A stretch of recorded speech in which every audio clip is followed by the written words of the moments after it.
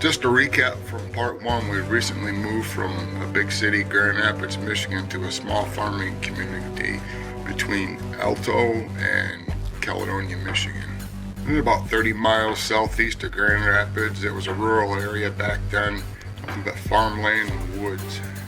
We moved to an old farmhouse that had 4 barns then on 4.5 acres, and our nearest neighbors were farmers, actual working farms back then. Today, only 2 barns stand. The little white and green one there is the cooling barn. The blue highlighted area is where the milking barn used to stand. That driveway behind the barns, that was never there. That was just a 2-track that used to access the fields behind the barns there. And these are some of the events that took place about a week or so before. That was in part 1, which I'll leave in the link in the description. And then in August 1977, last couple weeks just before Labor Day, things really started getting crazy. More than the week before. Basically what this document goes over is the PBB poisoning that started in 1973 wasn't discovered until 1974. Burial sites weren't started until 1976. The cleanup took years, all the way until 1981. The poison was fire retardant. Thousands of cattle died and millions of people were affected. I'll leave a link to another video that explains more details into this. The local farmer's dump spot for the dead PBB poisoned cattle was here, right by the creek. Shortly before my dad died, he told me of an incident before the barn encounters where he had walked the dogs every evening. He'd go down to the creek, and that was the area where they had dumped the cows. The farmers had dumped the poisoned PBB, poisoned cows down there. And what he came across at dusk was, at first he saw the red eye shine, and then he saw, with his little dull, 70s flashlight back then, he saw what was eating the cows, and he actually kept that to himself. He didn't tell me about this until, 2014 or 2015, just before he passed away, and when he finally told me about all the things that happened. This was one of the incidents that he saw. He just thought they would go away, and he didn't foresee all the things that were going to happen down at the barn and everything else. Well, about 1.5 miles to the south, there was a few neighbors and a bunch of kids my age that I played with that summer. One boy, Tim, kept on telling the rest of us kids and his parents that he was playing with an escaped orangutan in the cornfield. Nobody believed him. Well, me and a couple other kids decided to make a mud pit out of the lawn over by the cedar bushes. While we were playing, we saw a face in the bushes. We went to look to see what it was, and it ran away, and what we saw looked like a big dog running away. Well, we followed it because the day before we had chased down the neighbor's dog that had gotten loose. So we thought this was another dog, and we chased it. We chased it, it jumped across the creek. It was always ahead of us. We never got to see the face. We never got to see exactly what it was, but it looked like a massive dog to us. And every time we'd get a couple steps closer while we're running, it would be jumping on the other side of the creek. The moment he had lost us, and we decided to fan out. And one boy took one side of the creek, and 2 of us took the other side of the creek. And we walked down towards the pond. And then the youngest boy saw him run across the road over into a drainage pipe. He'd actually chased him to the drainage pipe on that side of the road. He wasn't sure what it was, and he came right over to get us 2 older boys. Well, he looked in the drain pipe. It looks like he could only go so far in there. We could still see his feet and his butt. One of the older boys, he got a stick and started poking Mike in the butt, and he started making dog noises, barking. So we still thought it was a dog. We didn't know what it was exactly because we could only see the butt again. We couldn't see the face. We kept on trying to get it out and poking it with a stick, and then Mike, the juvenile Sasquatch, started meowing like a cat. We were really confused. We thought there was a cat and a dog in there somehow. We didn't know what was going on. We also didn't understand that every time we poked it with a stick, Mike would grab the stick with his back feet and pull it in and pretend it was a dog biting it. It was a really weird sound that he made. It was really strange, and we were really confused about it. We decided after a couple minutes we were just going to leave him alone, and we went back to the house to tell the adults exactly what happened.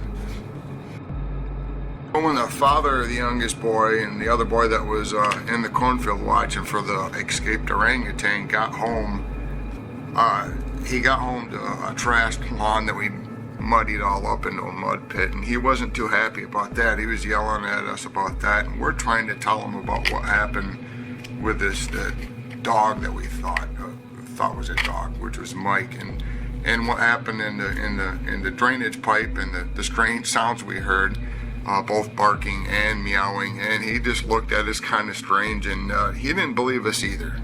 So we're at a loss trying to tell the adults what was going on there.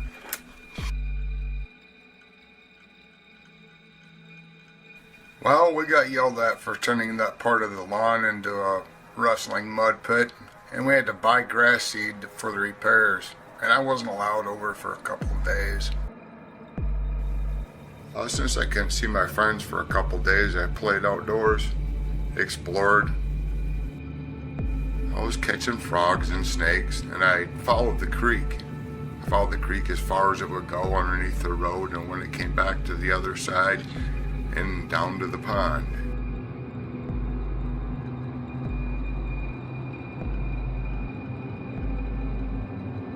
I even rescued a raccoon from a trap.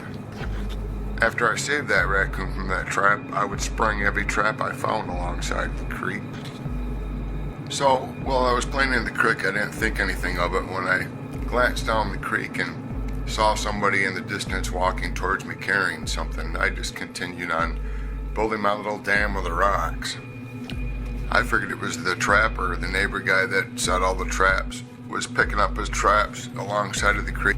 Shortly after that is when I saw the face next to the creek and the brush.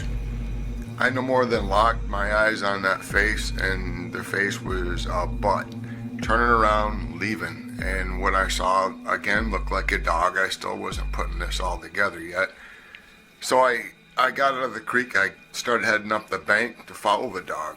As I reached the shoulder of the road, I saw this dog go into the cornfield.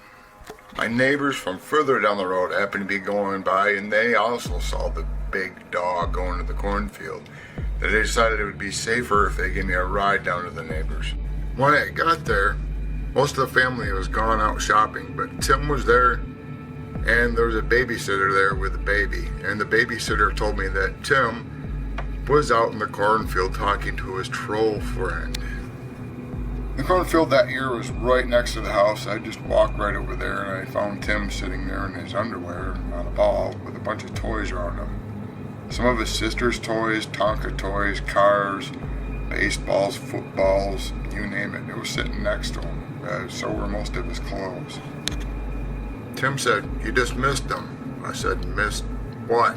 And he said, "The escaped orangutan." I said, "Sure, Tim, sure." He goes on saying he's read a few books that he's been researching orangutans in the wild, and what researchers do is limit their clothes they wear to get closer to the orangutans, and he said he was trying to get this orangutan to play with all these different toys and see which one he was interested in, just to get him out of the cornfield. He says he's been trying for days. And just then we had both seen the little troll face start popping back out of the corn. Tim then started coaxing him, sweet-talking him to come out of the corn, and it was working. He was slowly coming out. He came out right next to the cornfield, and he sat on his butt with his knees to his chest and his arms around his knees. Then Tim rolled him a red kickball. It bounced a couple times before it got to him, and he hit it with his left hand. He hit it so hard it soared off into the trees. It popped, that ball. He hit it so hard. Well, Tim thought it was hilarious. And then Tim goes, look, I taught him how to say his name. I call him Mike. And the next thing I knew, it sounded like a burp, but he said the word Mike. Mike. Kind of sort of like that. I guess I should have been shocked with a talking orangutan, but I was a kid and I wasn't. Well, Tim really thought he taught him how to say the word Mike, but looking back now, I'm sure he learned how to say that word from the searchers with the bullhorns looking for the boy Mike all day long, screaming out for Mike, Mike, Mike. All of a sudden, Mike makes a couple steps forward closer to Tim and grabs his arm. Tim thought it was pretty funny at first and he was laughing until Mike tried to pull him into the cornfield. At that time I tried to get over there as quickly as I can. I knew something wasn't right. I didn't have much luck, but I tried to release his grip. By this time Tim was really freaking out. And then just as suddenly Mike looks up at me and releases his grip and grabs me and gets me in a big hug, and he literally about crushed the wind out of me. Tim thought it was pretty funny. And then just like that, he lets go and he goes back into the cornfield quickly, like something called him in. So as soon as Mike went back into the cornfield, Tim stopped acting strange, laughing, and he doesn't usually act like that, all goofy and everything. He just all of a sudden picked up his shorts and his shirt and he said, "Let's go into the house." So we went into the house. He showed me all the books and the encyclopedias that he's been reading on orangutans. And I told Tim, I said, "We need to tell an adult. Your parents aren't home. My dad's home. It's Labor Day weekend. We'll tell your babysitter we're going to go up to my house and talk to my dad." And that's what we did. We took off towards my house. So we're walking home along the side of the cornfield, and I look and you can see something's moving in the corn, and Tim goes, "Look, it's Mike." And Mike jumps up and Tim kind of waves, and I really look like Mike was trying to wave back. And then the rest of the way, Tim's trying to convince me the whole time that it's an orangutan, it's safe to be around, and that he's not going to make it up to my house because orangutans don't cross creeks, they don't like water, they don't cross that fence and this and that. Trying to convince me that it's an orangutan. I wasn't so sure. Yup, he's just a big, overgrown orangutan. He's somebody's pet, is what Tim told me. So when we got to my house and we found my dad, we told him what happened. He didn't believe us. He had a good laugh. He thought we were making stuff up and we had an imaginary friend. Something like that. He didn't believe us. We're like not having any luck trying to convince the adults. It was about time for dinner, so Tim left home to go eat and I went in for dinner myself. Well, after dinner I wanted to go outside and play, and my parents were kind of concerned about the big dog thing and now a little bit concerned about the orangutan thing.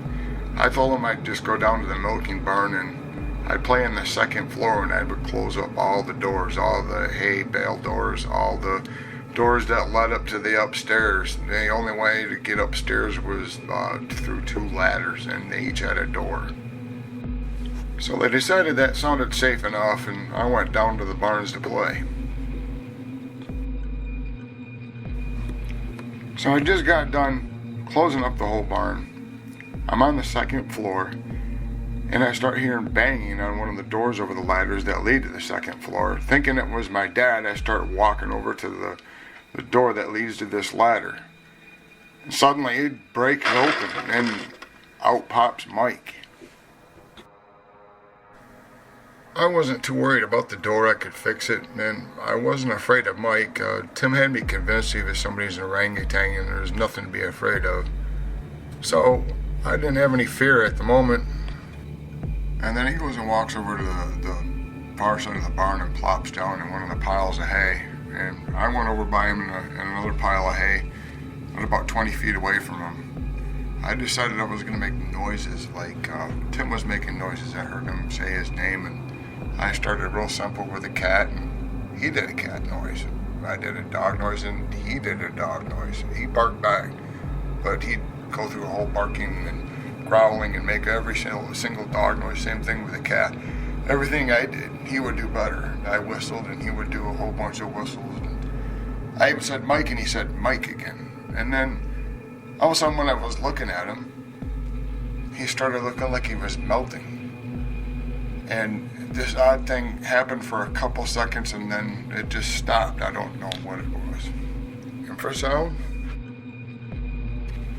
Well, the next thing I knew, he came up to me and he was checking out my shirt and he started tugging on it like he was trying to take it off. And then I remembered what Tim said about the clothes, that they don't understand and they don't feel comfortable with them. So I took my shirt off. Well, he sat back down and I noticed his feet were a lot like mine. I literally put my feet on his feet. I put one at a time. I put both feet up on his feet. And then he pushed me backwards. I rolled all the way back. He pushed me so hard into the next pile of hay behind me. Yeah, I'm still thinking I'm playing with some orangutan. We had ropes hanging on each of these piles of hay. Us boys had set up with a loop to put our feet in so we could run around and jump in the hay and swing around on the things. So they stood off a little bit off the ground when you put your foot in that loop. Well, I wanted to see what he could do next, so I grabbed that rope and he watched me as I ran around that pile of hay as fast as I could, then let go, and spun around and fell on the hay and plopped on my butt. And he watched me the whole time. Well, it was Mike's turn next, and he just stood there for a second, and all of a sudden he started grabbing the rope and going upside down, feet towards the rafters. He grabs the rafters with his feet, and my exact thoughts, honest to God, back then were, oh my God, this stupid old orangutan's going to kill himself. And he grabbed those rafters and he pushed off on the rafters with a rope to gather speed to spin around that hay pile like I did on that rope, and he plopped down in the middle on his butt, even better than I did. Now this is where everything went bad. I had a Gilligan moment and I decided I was going to beat my chest after that. Well, he beat his chest after that, but his eyes turned red and he screamed like nothing I've ever heard before. At that moment, I knew it was not an orangutan, and I knew I had to get out of there. I knew I was in danger. Absolutely terrified now, I ran towards the hay bale door, which I had locked earlier, and then I felt something grab my ankle. The Mike got up on top of me and pinned me down. The door started banging. For half a second I thought it was my dad, but it wasn't my dad. The door busted open and it was a face of what I thought was a gorilla, and I couldn't move. Mike was making a sound like a humming sound coming out of his mouth. I couldn't only move, I couldn't even make a sound. There was Mike's mom. She came right into the barn right next to me, and they ripped my pants off. They actually left a scar when they did that, pulling down at a belt on. They ripped a bunch of flesh when they pulled down my pants and ripped them off. Just then she sees my dad coming down to the barn with his Browning 16 gauge. She grabs Mike and she's about ready to leave, but Mike grabs my hand at the last second. As she jumps out, Mike still got a hold of me. I shoot out of there, but he loses his grip after a couple feet out of that door. I fell about 7 feet straight flat on my back. My dad helped me up, and when I finally got up, I could finally breathe. I finally screamed. When Mike heard me scream, he tried to get loose from his mother, and he did, and he ran back. He charged back on all fours, fast, right to us. Then he gets to us. He stands straight up and he looks at me. Then he looks at my dad. He looks back at me. Mike's parents behind us stayed back by the fence. They were screaming, waving their arms. The father, the male, was a blonde Sasquatch, probably about 9 feet tall. The mother, black or dark brown, she was probably only about 7 feet tall. Then Mike beats his chest again. Then Mike grabs my arm and tries to start pulling me away, and I'm screaming for my dad to shoot. My dad shoots into the air. It scares all three of them away. One of the adults, I think the male's foot got caught on the fence and it dragged it halfway through the cornfield with it. Mike didn't go far. He stopped. Well, then Mike charged right back for us, and we went into the barn. We shut the rickety old door on the outside there and tried to get it to lock, and it wouldn't stay shut, so we went into the next room, which was the most northern room on the bottom floor. We got in the room and quickly shut the door. This door locked. I put my back against the door. To the north of us, there was that hole in the door. To the west of us, to the right, there was another small hole, and to the left of us, to the east, there was a window that was broken. For a couple seconds, it seemed like a lot longer, and we tried to figure out exactly what we were going to do next. My dad was facing me, and he could see a hole to my left, and an eye peeking through it. Seconds later, a hand came through it and grabbed my arm. I couldn't break free. He tried to break the grip of Mike. He couldn't break free, so he used the butt of the gun on Mike's arm. He did that. Mike screamed in pain and let go and left it inside of the barn, and then things went quiet for a little bit. Well, after that, it was quiet for at least seemed a couple minutes. My dad went over to a hole on the east side of the building and looked out to see if it was anything going on outside. He didn't see anything. He unloaded his pockets and put his shells on the ground. He didn't have too many shells. He had a couple slugs and the rest were bird shot. He'd become a bow hunter and only used the gun for home defense. He didn't have very many. As he looked back out the hole again, some hands came in and grabbed the barrel of his gun. He struggled with Mike for quite a while.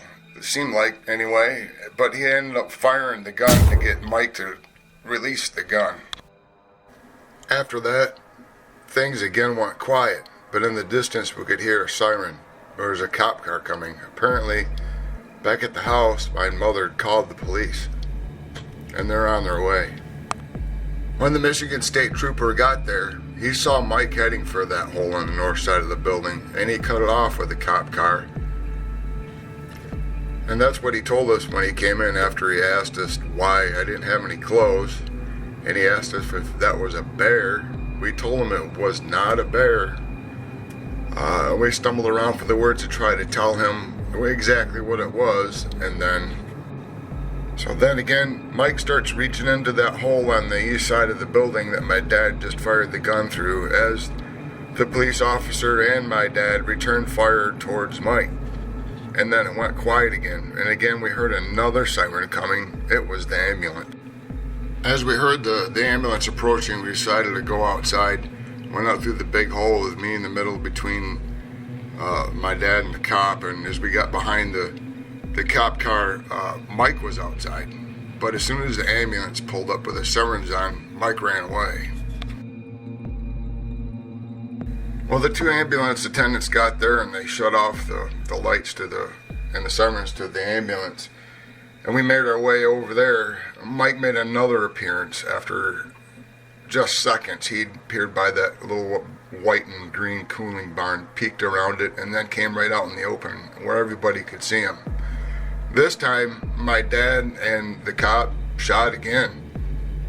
And he didn't go very far. He just went back around the cooling barn and just stared at us. By that time, the cop had figured out that he didn't like the sirens, and he went over to the ambulance and turned on the sirens on both the ambulance and the cop car. This scared Mike away for good.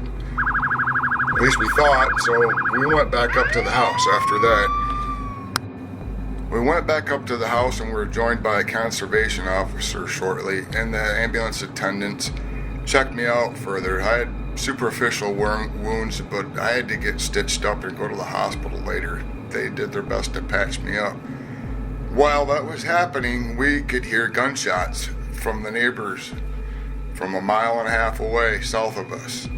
Several gunshots. And then the cop gets a radio call and says he has to go down to the neighbors. And he takes off. But that's all going to be in part 3. Stay tuned. Thanks.